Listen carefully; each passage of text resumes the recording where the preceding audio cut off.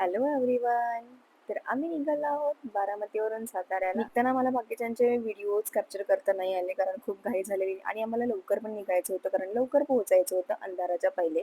थोडीशी वामकुक्षी घेत थोडंसं निसर्गाबरोबर मजा करत करत आम्ही पोहोचलो साताऱ्यामध्ये. साताऱ्यात पोहोचलो आणि पवनचक्क्या पाहिल्याने असं कधी होणारच नाही. शार्वीला पण ते जरा जवळून दाखवायचा प्रयत्न करत होती. फायनली आम्ही पोहोचलो आहे आमच्या घरी. घरी तर पोहोचलेलो पण घरची साफसफाई बाकीच्या खूप साऱ्या गोष्टींची आवरावर करायची होती कारण इकडे चालू झालेला सप्ताह म्हणजेच पारायणसोहळा आणि गावचे लोक ते खूप मोठ्या उत्साहाने आनंदाने सेलिब्रेट करतात. त्यासाठी तुम्हाला हा व्हिडिओ पूर्ण पाहावा लागेल. मी व्हिडिओच्या एंडिंगला छोटे छोटे शॉर्ट्स घेऊन ते कॅप्चर करायचा प्रयत्न केलाय.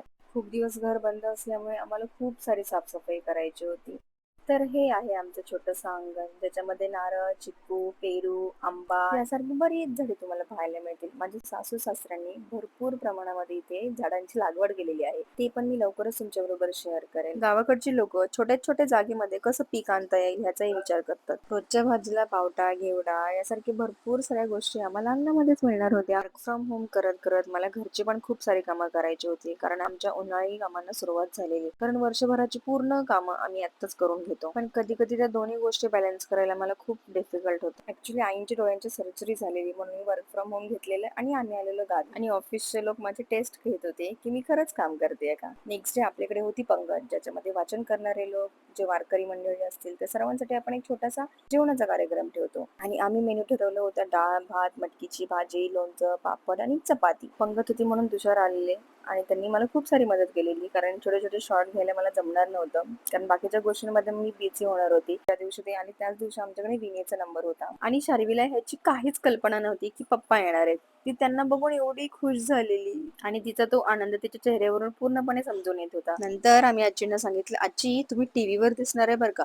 मग आजी काय तयारच पदर वगैरे घेऊन रेडी झाल्या होत्या. जेव्हा असा काही कार्यक्रम असतो तेव्हा भावकीतले सगळे लोक एकमेकांच्या घरी एकमेकांना मदत करण्यासाठी जातात. मग आम्ही सगळे लोक लागले होतो जेवणाच्या तयारीसाठी कारण हरिपाठ झाल्यानंतर सगळे लोक संत पंगतीसाठी आपल्याकडे येतात.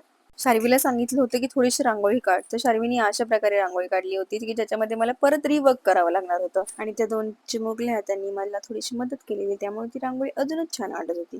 तर हरिपाठाची सांगता होत आली होती आणि हे जे दिसतंय ते आमचं सुप्रसिद्ध असं छत्रपती शिवाजी महाराजांचं स्मारक तुम्ही बघाल.